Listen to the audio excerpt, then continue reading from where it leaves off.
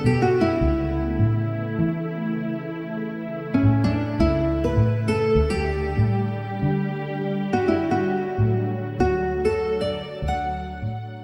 this is Ocean with your Freethinkers report for the 17th of October 2020 with Greg from Legalized Freedom.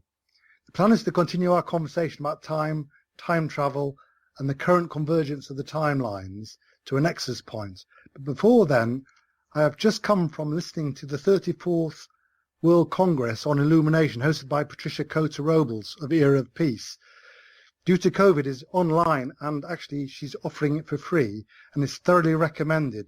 The theme is Planetary Reboot, which is occurring right now. Maybe, Greg, we could do one of our talks on Planetary Reboot or the Global Reset. I know it's a huge topic, but we could try to cover the major elements. Of course, absolutely. Now, the first thing that in the context of where we are now in 2020 with the pandemic, when you use the term Great Reset, that already has connotations for people in terms of, economically, environmentally, social structures, political, and what have you. Are you referring to it in that context, or is the Great Reset the phrase you use something different? Because I know that the main topic you do want to discuss does, of course, have bearing on world events at the moment. Yes, so the global reset, I think, would cover something like the financial resets, what we reset on health systems, on education systems, on governmental systems, and basically all the main systems. But the way Patricia Cotter-Robles handles it is really from a spiritual point of view, that it's connecting to the divine feminine, which has been sort of coming through very strongly recently, but in the past all the major religions were always patriarchal and male orientated, and what she's saying is basically the divine feminine's coming in and it's balancing the male to create this new way, which is, you could call spirituality, if you like. So the way she's bringing it in is what she calls the planetary reboot, is this new way, this new consciousness that's manifesting, which is a balanced male and female. Yes, well, a lot has been written about our unbalanced consciousness, hasn't it? Whether it's purely patriarchal or purely left brain, or however you want to look at it. There's been a lot of very significant people writing on this topic, like Richard Tarnas, for example, in Cosmos and Psyche, his book. Ian McGilchrist, also the Master and the Emissary, and he's got a new book coming out. So those are just names that spring to mind, but certainly that from a psychological point of view, in hard science, as it were, what you're mentioning there, it's certainly something that can be identified when you look at other parts of research, science, sociology, as I say, culture, psychology. There's a lot of elements in our reality that are pointing in the direction of a shift that you speak about. Yes, it's this rebalancing coming into this kind of more unified consciousness, and it's the male and the female exist in both of us. So just because you've got a male body doesn't necessarily mean you can't bring in that love nature of the mother and tune into the mother frequency of really reverence for all life and caring for the planet, which of course is so needed. So in terms of the lady you mentioned, do you want to perhaps, because it's a new name to me, say more about how you came upon this work? Was it from another writer or researcher who led you onto that? I've been following her for about a year or so. I mean, she's a lovely lady. I think she's Pleiadian, actually, called Patricia Cotter-Robles, and she's organised the Era of Peace. That's her organisation, she calls it. And every year she runs a World Congress on Illumination. This is the 34th. She's been doing it for a long while, watching the progress of humanity evolving into this new consciousness. And now she's come fairly strongly that we're in the big shift, the big move that's happening. And you can see it all around you. The challenges that we're facing are waking us up, and we're waking up into this new way of seeing the world, which is going to be a loving, really a beautiful world, which is also part of the discussion I wanted to have about the timelines, because it sort of ties in, if you like, to understanding what's actually happening now in terms of the timelines. Well, that's something perhaps you can just give us a bit of background, which timelines you're referring to, and what the relevant things are that are occurring at the moment, where we're up to, just how the pieces fit together. Yes, okay. Well, for starters, you've got to think in timelines, which is not necessarily easy for people. With our linear brains, we tend to think of things as progressing from the past through the present into the future. Whereas if you see it multidimensionally, from some like a fifth density or a higher level of consciousness, if you like, you can see that these timelines are sort of layered. We all have individual timelines. We all got our own little choices we're making in our own sort of lives as to what we're doing and creating our own timeline. But collectively, all those timelines come together to create sort of the way in which the humanity is evolving and growing in consciousness and in what we're doing in life. And every so often you get these sort of major events which are called, we could call them like nexus points. And 9/11 was one of those events that if it happened, then the timelines would all progress one way. It actually resolved a whole load of alternative timelines. But if it didn't work out that way, then we'd have been going down another path. So if 9/11 didn't happen, our future we wouldn't be here now talking about this. Yeah, that's a bit of an odd way of seeing it. And really, it's in one of the very interesting TV series called Man in the High Castle. It's got this idea that what if the Germans actually won the Second World War as another timeline that is explained in that film, with this, the alternative timeline being the one that we experience. So, the events that tie that in then with current events, because there's a lot going on in the world at the minute, but it's dominated by the pandemic. But of course, in many senses, the medical, the health effect of the pandemic is the least of it. Really, it seems to be the least significant dimension of what's occurring. There's so much, the actions elsewhere, really. Yes. Well, there are different takes on what's happened. What was it organised by the White Hat, so-called, for the mass arrest act, but they haven't happened. So one might imagine that it was actually done as some sort of exercise, maybe to bring down the economies, and I don't really know what the answer is as to why it happened.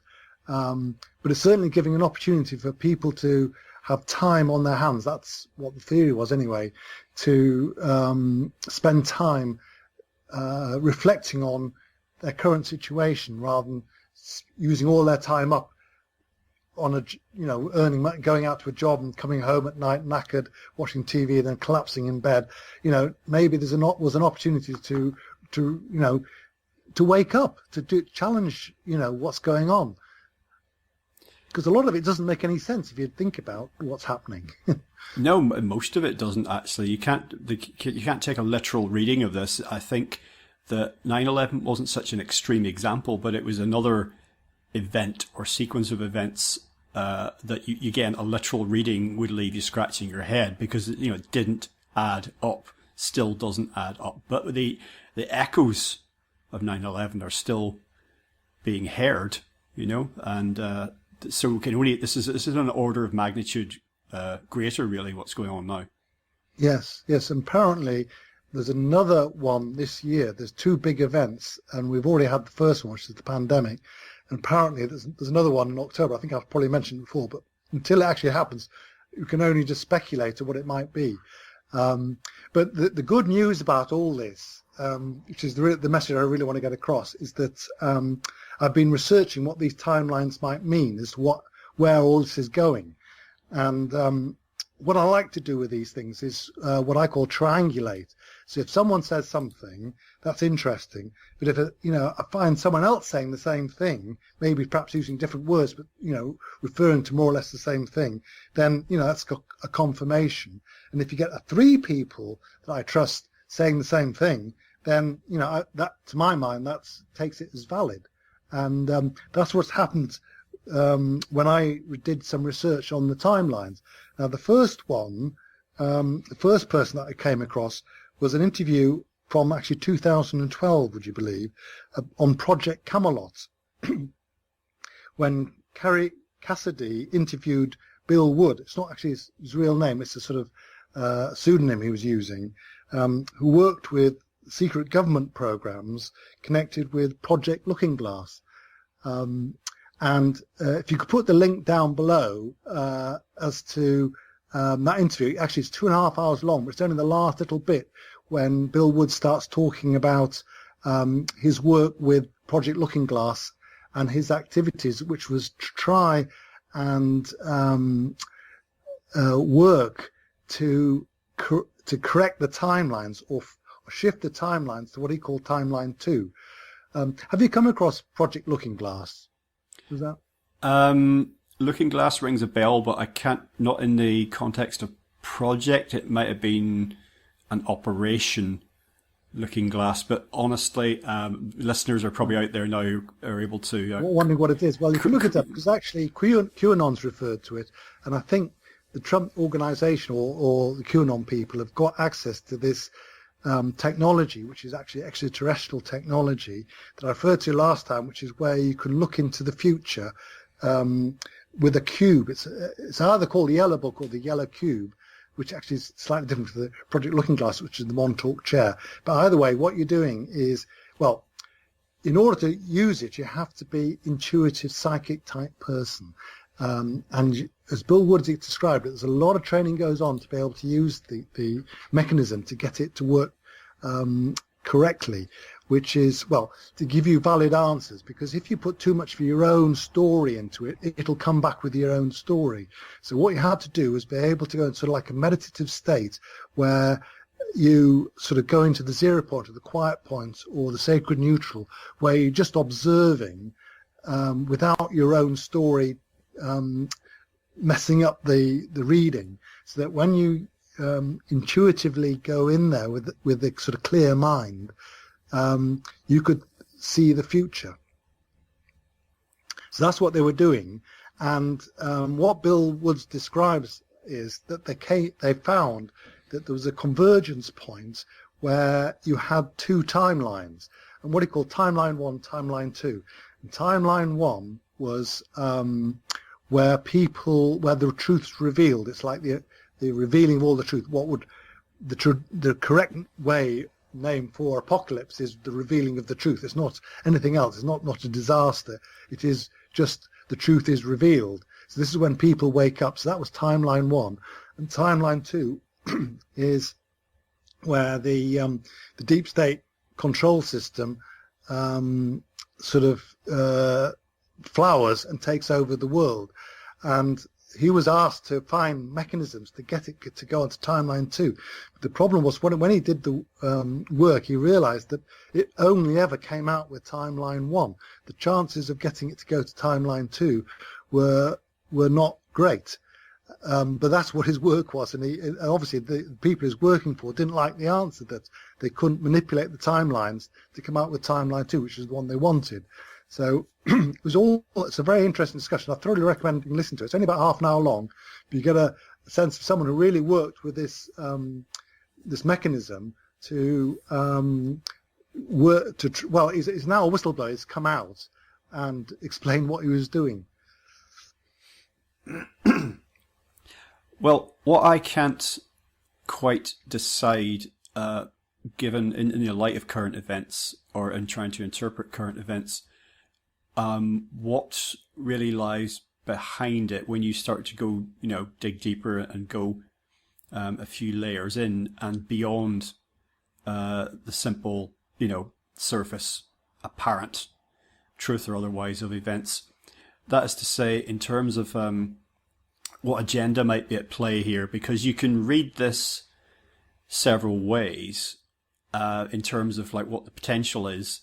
It can look really, really bad.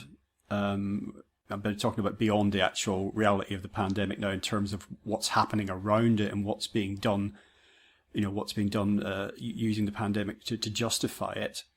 And Or, and again, there are interpretations out there that, no, this actually has a potential to be very positive, and obviously everything in between. It could just be what it says on the tin, really, just, and the mother of all disasters, really, economically and socially. So certainly what I'm getting from what you're saying about the research you've been looking at is one route, to go down, one way to start to try and to figure this out. Who the players are, what the intentions are, what the agenda is, and whether we can take something that looks negative on the surface and actually understand it to be ultimately positive, or vice versa, of course. Yeah, you're quite right to look at the intentions behind all this, because intentions do drive the probabilistic function that determines what the future is. So, the past is all sort of recorded and fixed. That's the idea. Well, time travelers can go back and change things, apparently. But in the future, it's probabilistic, so that you've got these different possibilities playing out. And they've got, they had a computer or some mechanism which analysed all the possible futures, and they came up with the most probable one. And what this particular person found out was that they all sort of converged, so that even if you had different things going on now that had both the disaster story playing out along with the positive story, at some point there is a resolution, there's a nexus point. It sort of goes into this point from which you've got two choices, a timeline 1 or a timeline 2. And now this ties into some work that Magenta Pixie, so it's an odd name she's chosen, but I've been following her for a long while as well, and perhaps it's another name that you haven't come across. But when I've been going back to try and find the particular talk she gave about these timelines, I realised that she's done 600 videos, and all about 2.5 hours to 3 hours long. I mean, the volume of work she's done is phenomenal. But it took me a while, but I finally found it in the one which we'll put a link to down below, where she explains about what the word she uses, the Paradise timeline, which is equivalent to Bill Woods' timeline 1, and the Armageddon timeline for timeline 2. So the Paradise Ascension timeline is the one where we go into the ascension, which is into fifth dimensional consciousness, and then the Armageddon timeline is the one with the deep state control system, with probably a disaster in it, maybe even World War III, the sort of prophecies that people come up with. And Hollywood do a great job of showing us these disaster movies. These are survivalist, sort of Mad Max world type, after a disaster, there's a few humans wandering around, some cannibalism and perhaps even zombie, all that sort of crazy stuff. That's timeline 2. Whereas the timeline I'm interested in is the Ascension timeline, which is timeline 1. Yeah, well, ultimately, we've spoken about this before, and I have, in my own talks about, I feel that consciousness is fundamental to reality as we think of it, and everything is within consciousness, including time and space. Those are constructs within consciousness. So in a way, you can interpret that and say, well, none of this matters, but it does actually. We'll be free of all these concerns we're speaking about now when worldly ones anyway, when we die, when the body dies. But it doesn't mean that what's happening here from our point of view right now in this 3D reality that you and I are experiencing, that somehow doesn't matter, because I don't feel the way that a lot of people seem to in the modern scientific materialistic worldview, that this reality that we find ourselves in, whatever it happens to be, whatever the real nature of it is, that it is somehow accidental. It may not be very deliberately designed, but there's some kind of natural teleology behind it. It may not be conscious in the way that you and I think of ourselves, but it's a direction of travel, if you see what I mean. A bit like planting a seed in the ground, and the plant under there moves, strives towards the light. I think that in our reality, there's something unfolding like that. It's something's pushing in a direction, evolving in some way. So I'm just putting that out there for a bit of context, because, some people do like to say, oh, then none of this ultimately matters. But again, we're experiencing this reality here together. And you could say, oh, well, what you dream at night doesn't matter. But when you're having the dream, it matters then, yeah. Yes, I agree with you. It does matter, but it is a virtual reality. So in a way, it's an illusory setup for us to gain the experiences which lead us to this choice point, if you like, where consciousness collectively will choose which particular timeline to follow. And the thought is that with the current situation, despite all the negatives in the press and everything, we're on timeline 1, and it's inevitable. This is the beauty of the whole thing. This is why I'm so positive about it all, because I know deep down that despite the fact that there is a group of people with the intention which is negative and wants timeline 2 to manifest, in reality it can't happen, or it's got an extremely small chance of happening, because both are playing out currently. We haven't actually got to the choice point yet, but the choices are being made which will lead to it. In fact, it happens over a period of time. It doesn't happen sort of instantaneously, although perhaps the event that will happen instantaneously, which is the Great Solar Flash event, which I know we've talked about, and perhaps we can debate whether that's going to happen or not, because it hasn't happened. So it all ties with sort of my sort of big picture view is we're in the last stage, going up to this nexus point where we will collectively be choosing which path to follow. And it is a free will choice, because we do have free will. So each of us will be able to individually and collectively, if you like, choose one of these timelines.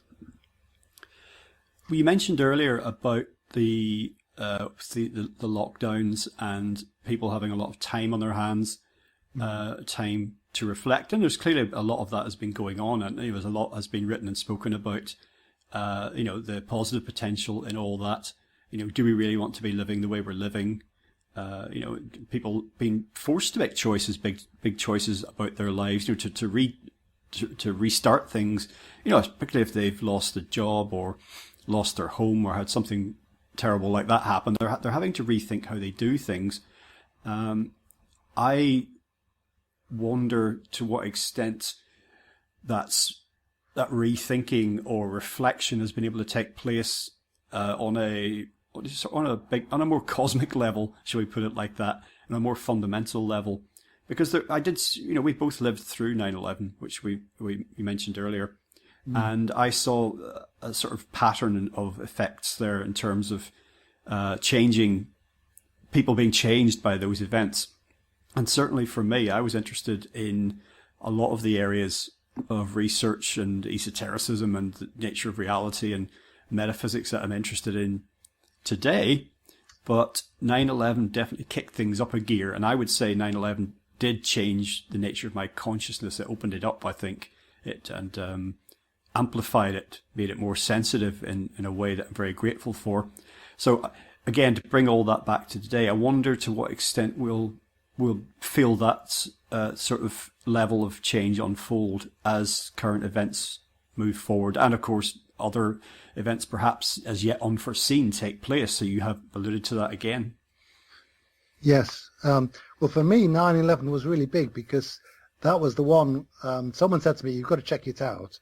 So I spent about 4 hours at the time. I had opportunity to do that, which I think not everybody can spend 4 or 5 hours on YouTube going through 9/11 false flag videos. But it became very clear to me that the official story didn't make any sense. And after that, I then start digging into other ones and realizing that there's a whole fabrication going on, which led to my own sort of waking up. Although at the time I saw waking up as a sort of a spiritual thing to do with enlightenment, and what I was into Buddhism at the time. It was described there as sort of being able to take a bigger picture view, or the witness state, or a deeper meditation, if you like. But This type of waking up was understanding that you've been lied to by various different people over a long period of time. And in fact, an awful lot of what we think of is true could be false. For example, our history, that we evolved from apes, all this sort of thing, it's worth checking out. I mean, I would say on all my free thinker talks, whenever I give them, is this is the U3A. This is do your own research. It's very important that you check everything out. The people who are listening to this, please check out 9/11. Please check it out for yourself. You figure it out, because that's the thing that's needed. It's your own evolutionary process for you to figure out what's going on. So we can only show you guides as to where to look. 9/11 is one of them. You also mentioned something else about the lockdown. The trouble with lockdown is, of course, people losing their jobs. They're finding economically it's difficult for people. And so there's a lot of worry and stress about that. And part of the planetary reboot process is a new economic system which will provide abundance for people. That means, it doesn't mean you can drive around in Ferrari cars. What abundance means is that you have sufficient money or resources to do what you need to do.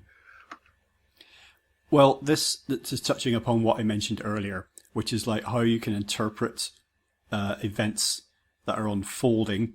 You were talking about abundance, and in the video I made of COVID-19, 4 things to watch for, one of the things was in a new economic system that would involve some form of basic income for all citizens, sometimes called a citizen's income as well. And that can be interpreted along the lines you've just mentioned. It can also be interpreted as total reliance on dependence on the state, and that support can be withdrawn if you don't play by the rules, as it were. So, 2 quite polarized ways to look at the same thing. And that ties into what we've just been saying. There are these 2 timelines. So there's a positive take on citizens and income, which I used to think was a really good idea. And then someone did point out to me the negative view, which is the one you just explained, that you then are completely reliant on the state for your survival. And that isn't a good thing, because it's happened in China that, if you cross the road when you shouldn't have done, they'll dock it off your money just automatically.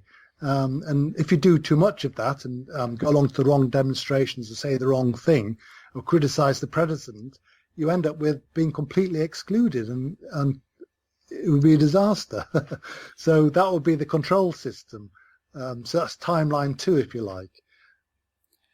Well, from my point of view, if I'm not one for signing petitions or going to protests, I've never protested in my life, not in a formal way, but if people think, and this is not a call to arms or anything, it's more to do with, psychologically how you engage in this reality, engage in this game. If people think that they can just keep going along to get along, to just keep the peace and keep their heads down, then you're going to get pushed and pushed and pushed, and there is no amount of going along just to have the quiet life that you can do, because you would just be endlessly tormented. So at some point you have to engage with this differently. Well said, Greg. That's exactly it. There are more and more people if we just kowtow to all this, it'll unfold with timeline 2. So we need to start checking things out, doing our own research, using this time productively, do some spiritual work, do some meditation, find out what's true for you, and slowly but surely you'll discover the truth, which is what this is all about. And you mentioned how important intent is, intentions. So I think a lot of, again, if people can engage more proactively in this, because we're helping to shape the reality that we are experiencing, whether we do it consciously or unconsciously. It's happening. You do contribute towards your lived reality by, how you engage with it, what you intend. So if you're not proactive about that, then what you ask yourself, who's behind the wheel, who's at the controls in that case. And this is something we are doing collectively. So that means that on one level, you and I have got just as much power as the most powerful oligarch or dictator or politician or CEO or, influencer or whatever out there. On one level, we're equal. Yeah, I agree. And that's the real magic of this time, that more and more of us are waking up, more and more of us are making the intention for timeline one, or the paradise timeline. And in my view, that's baked in the cake. We've got it. God wins, as they say. So it's a really positive story for me, but, do your own research. So, yeah, thank you for that, Greg. That was helpful. So it really brings us back to where we were, which is the Planetary Reboot, with Patricia Cota-Robles, who has explained that there has been sufficient light workers on the planet to make the intention to bring about this reboot process, which will lead us in to the paradise. Awesome. Okay, so the videos and the research that you mentioned, people can find links to that in the video description below. So that being the case, I'll simply hand over to you for any closing comments. Well, thank you for listening, and please like and subscribe and hit the bell, and see you next time.